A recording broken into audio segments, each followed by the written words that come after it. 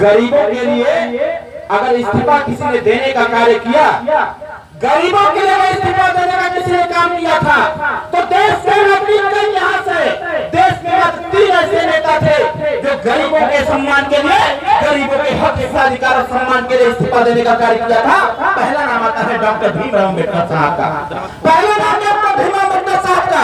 जब डॉक्टर भीमराव अम्बेडकर साहब ने जब गरीबों की, पिछड़ों की, दलितों की, वंचितों की बात किया तो सरकार ने स्वीकार नहीं किया था। डॉक्टर अम्बेडकर ने कहा कि हम दलित परिवार से आते हैं, गरीब परिवार से आते हैं और हमारी इच्छा है कि देश के संपूर्ण समाज का विकास होना चाहिए, सीमित लोगों का विकास नहीं होना चाहिए। सरकार उनकी बात को स्वीकार नहीं किया, भरी कैबिनेट से इस्तीफा देकर के वापस चले आए। अगर हमारा गरीब तुम्हारी सरकार बना सकता है तो हम अपनी सरकार बनवाएंगे, अपने समाज को जागरूक करेंगे। एक दिन ऐसा पैदा करूंगा कि पूरे देश में हमारी पूजा होगी, हमारा देश हमारे बनाए हुए संविधान से चलाने का लोग कार्य करेंगे, चाहे किसी जाति की सरकार, किसी धर्म की सरकार बन जाए। साथियों, दूसरा नाम आता है बलिया के पूर्व प्रधानमंत्री स्वर्गीय चंद्रशेखर सिंह साहब का। अगर तीसरा नाम पूरे राजनीतिक प्रदेश में, पूरे देश में अगर तीसरा नाम किसी का आता है गरीब, दलित, वंचित, पिछड़े, शोषितों के लिए अपने मंत्री पद से इस्तीफा देने का, तो उसका नाम ओम प्रकाश राज भरे। साथियों, दूसरा कोई नाम नहीं। अभी डॉक्टर साहब ने आपसे पूछा, जिंदाबाद जिंदाबाद, अरविंद राजभर जिंदाबाद जिंदाबाद। अभी डॉक्टर साहब ने आपसे पूछा कि लोग तमाम तरह की बातें कर रहे हैं, एक डॉक्टर भीमराव अम्बेडकर साहब ने इस्तीफा दिया तो देश का कानून बन गया। डॉक्टर भीमराव अम्बेडकर साहब ने इस्तीफा दिया, देश में संविधान ला दिया गया। चंद्रशेखर सिंह साहब ने इस्तीफा दिया, देश की दशा दिशा बदलने लगी। ओम प्रकाश राज ने इस्तीफा दिया है। मैं दावे के साथ कह रहा हूँ और सारी व्यवस्थाएं आपके दरवाजे तक पहुंचेंगी। जो व्यवस्थाएं गद्दारों ने आज तक आपसे छीनने का काम किया है, अब ये छीनने का काम नहीं होगा, बल्कि अंतिम व्यक्ति तक सारी व्यवस्थाएं पहुंचाने का कार्य होगा, ताकि गरीब हमारा खुशहाल रहे, गरीब का विकास हो सके। आप बताओ, ये देश की सरकार और प्रदेश की सरकारों को समझ में नहीं आता है कि हम कर क्या रहे हैं। आज बताओ, आपके बच्चों की पढ़ाई छीन ली गई। आज पूरे कुशीनगर में आप इतने लोग यहाँ पर हो, अगर मेरी बात गलत होगी तो बताना, पूरे कुशीनगर में आप बताओ, आपने इतने साल से और दिया, पूरे कुशीनगर में एक भी ऐसी फैक्ट्री का नाम बताओ जिस फैक्ट्री में 10,000 नौजवान जाके कार्य करता है। पूरे कुशीनगर में कहीं पर लगा हुआ है क्या? नहीं लगा हुआ है। छोटे छोटे जो गन्ना मिल था वो भी सरकार में बंद हो गया। किसान परेशान, युवा परेशान। इसी परेशानी को लेकर के आपके प्रदेश का नौजवान जाकर के पंजाब में कार्य करता है, गुजरात में कार्य करता है, महाराष्ट्र में कार्य करता है। जब वोट यहाँ का नौजवान यहाँ की सरकार बनाने के लिए देता है तो यहाँ के नौजवानों को रोजगार यहाँ पर मिलना चाहिए। ये प्रकाश राज जी बात करते हैं। आप बताओ, पूरे कुशीनगर में एक भी फैक्ट्री, पूरे कुशीनगर में एक भी फैक्ट्री संचालन के लिए सरकार के पास पैसा नहीं है। लेकिन आप जरा दिल पर हाथ रख करके बताना, पूरे कुशीनगर में दारू की फैक्ट्री तो होगी ही होगी। दारू की फैक्ट्री तो खूब चाप के होगा। सरकार बहुत परेशान थी, योगी जी बहुत परेशान थे, मोदी जी बहुत परेशान थे कि ये गरीब अपना अधिकार मांग रहा है, ये बच्चे अपनी शिक्षा मांग रहे हैं, पढ़े लिखे नौजवान नौकरी मांग रहे हैं, माता और बहनें अपनी सुरक्षा मांग रहे हैं, गांव के खेत के किसान अपनी व्यवस्था मांग रहे हैं। तो मोदी जी ने कहा कि अगर ये व्यवस्था मांगने लगेंगे तो हम देश की व्यवस्था कैसे बेचेंगे, देश की संपत्ति कैसे बेचेंगे। दोनों ने आपस में साठगांठ किया, कहा कि अगर ये चालाक हो रहा है इसको पागल बनाओ, इसको बेवकूफ बनाओ और कोई ऐसी व्यवस्था बताओ, जिस व्यवस्था ऐसी कोई योजना बनाओ, उस योजना का लाभ पाते ही ये गरीब अमीर बन जाए और जो भिखारी है वो राजा बन जाए। साथियों, एक योजना लागू हुआ। मोदी सरकार, योगी सरकार अभी कुशीनगर में कुछ दिन पहले आए थे तो उन्होंने 164 योजना का नाम लिया था कि हमारी सरकार ने 164 योजना चला करके देश और प्रदेश के गरीबों का विकास किया। एक योजना मैंने बताने का काम किया इसी कुशीनगर की धरती से कि मेरी सरकार में एक ऐसी योजना है जिस योजना का लाभ जो गरीब पा जाता है अमीर हो जाता है, जो भिखारी पा जाता है वो अमीर हो जाता है, जो गरीब पा जाता है वो राजा हो जाता है। साथ ही उस योजना का नाम मोदी जी ने बताने का कार्य किया, योगी ने बताने का कार्य किया। मुझे योजना समझ में नहीं आया। हमने डॉक्टर साहब को फोन लगाया, हमने कहा डॉक्टर साहब 164 योजना के बारे में मैं जानता हूं, लेकिन ये ऐसी कौन सी योजना है कि जिस योजना का लाभ अगर अमीर गरीब पा जाता है तो अमीर बन जाता है, भिखारी पा जाता है तो राजा बन जाता है। डॉक्टर साहब ने कहा कि आज तक तो ऐसी कोई योजना बनी ही नहीं कि जिससे कि 1 मिनट में ही लोग राजा बन जाए। हमने कहा कि फिर ये योगी जी ने कैसे कह दिया? तो डॉक्टर साहब ने कहा कि रुकिए अपने विधायक से पूछते हैं। उन्होंने रामानंद बाग को फोन लगाया, विधायक बताओ देश की सरकार, प्रदेश की सरकार में ऐसी कौन सी योजना है जिस योजना को पाते ही गरीब अमीर हो जाता है, भिखारी राजा हो जाता है? विधायक जी ने कहा कि साहब 4 साल बीतने जा रहा है, ऐसी कोई योजना हमारे संज्ञान में नहीं है, लेकिन मैं पता करके बताता हूँ। अगर मोदी ने बोला है, योगी ने बोला है तो बहुत सही बोला होगा, मैं पता करके बताता हूँ। उन्होंने फोन लगा दिया अपने किसान नेता हमारे राधेश्याम सिंह को। अरे इस किसान नेताजी बताइए, मोदी जी ने घोषणा किया है, उन्होंने कहा कि 164 योजना एक तरफ है, मेरी एक योजना एक तरफ है कि जिस योजना का पाते ही राजा और अमीर बन जाया जाता है। इन्होंने बताया कि साहब एक योजना उन्होंने जरूर बताया है। उन्होंने कहा कि योजना जरूर बताया गया है। पवन जी बताए कि योजना का नाम है उत्तर प्रदेश के गरीबों को रोजगार मत दो, शिक्षा मत दो, नौकरी मत दो, उनको सिर्फ साथियों दारू पिलाने के लिए व्यवस्था दे दो। जैसे ही गरीब दारू पीलेगा वो अमीर हो जाएगा, जैसे भिखारी दारू पिएगा वो राजा हो जाएगा।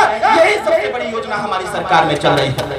आप बताओ, अगर मोदी सरकार, योगी सरकार इस योजना को बढ़ावा दे रही है, दारू पीने वाली योजना को बढ़ावा दे रही है, मैं आपसे पूछना चाहता हूँ, यहाँ आप पढ़े लिखे लोग भी है, वरिष्ठ लोग भी है, आप बताओ दारू पीने से क्या आपका विकास होने वाला है?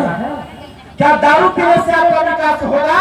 क्या दारू पीने से कुशीनगर में फिर मिलेगी?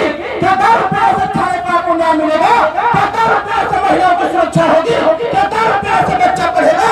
नहीं हो सकता। इसलिए ओम प्रकाश साहब ने कहा कि तुम्हारी सारी योजना तुम्हारे पास भेजवा दूंगा।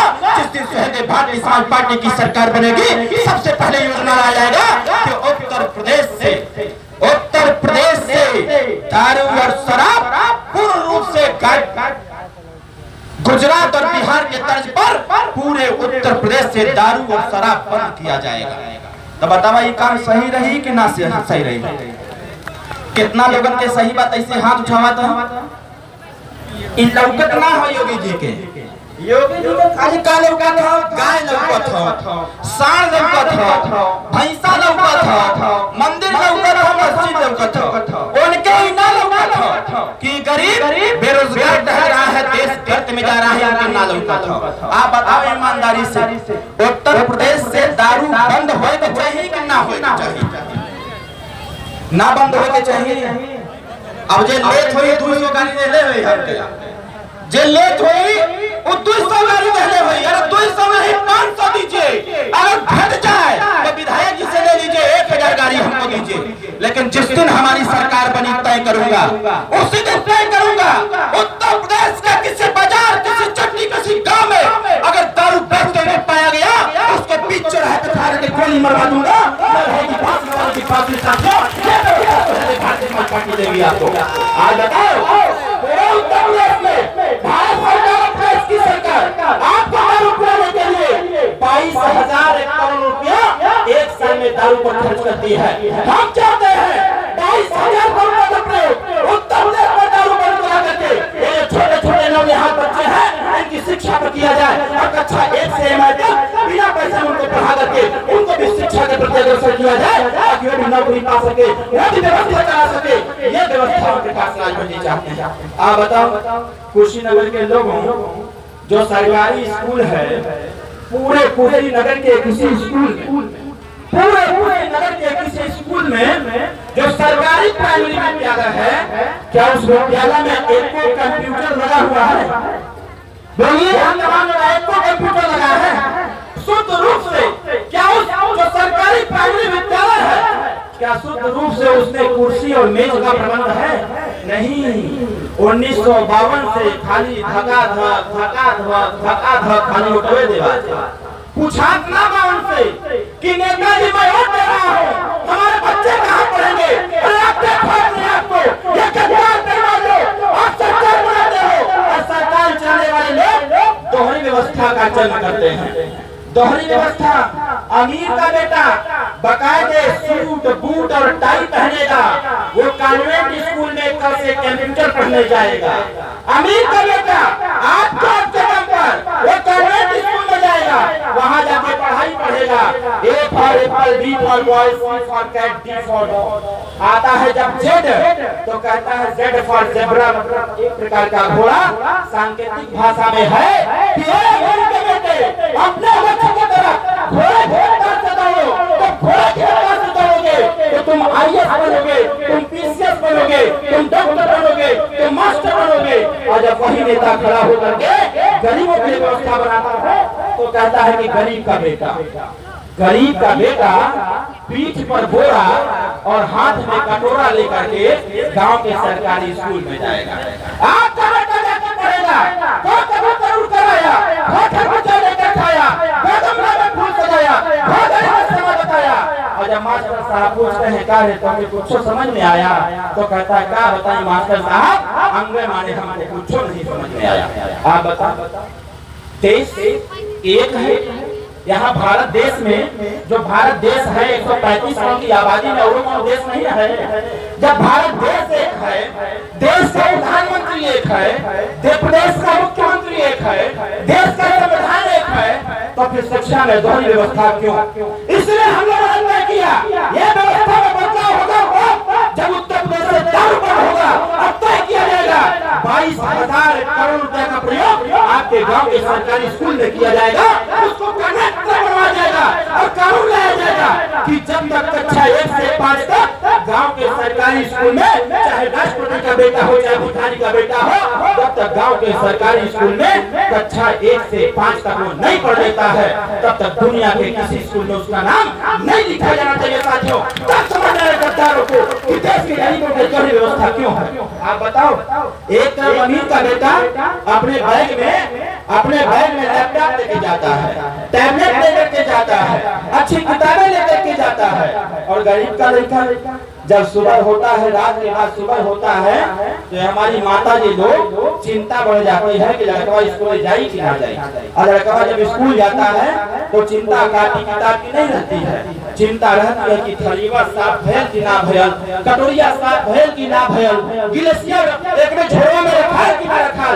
कापी किताब की चिंता नहीं होती है साथियों, सिर्फ चिंता इस बात की होती है कि हमारे बाबू के झोला में थलिया गिलास कटोरी रखा कि ना रखा, बाबू जो यहाँ पढ़ो तो कैसे।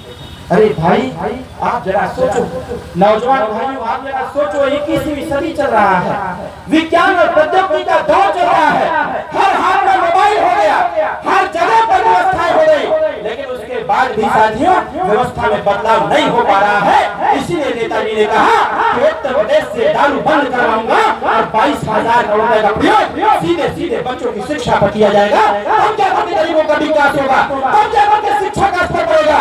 जब बच्चा पढ़ेगा लिखेगा तभी वो डॉक्टर मास्टर बन पाएगा। साथियों बताओ, ये लड़ाई होनी चाहिए कि नहीं होनी चाहिए? कितने लोग चाहते हैं ये लड़ाई हो? कितने लोग हम लोगों का साथ देंगे? नेताजी का साथ देगा कि ना देगा? सब लोग, कितना लोग साथ देगा? जरा हाथ उठाओ। सब लोग साथ देई। और फिर मोदी जी आके कहेंगे किसानों के खाते में 2,000 लो, फटाफट 2,000 लो, तब क्या करवा? जाना तुम्हारा ऐसे लोगन का पिटाई होएगे। अभी काली का प्रताप है।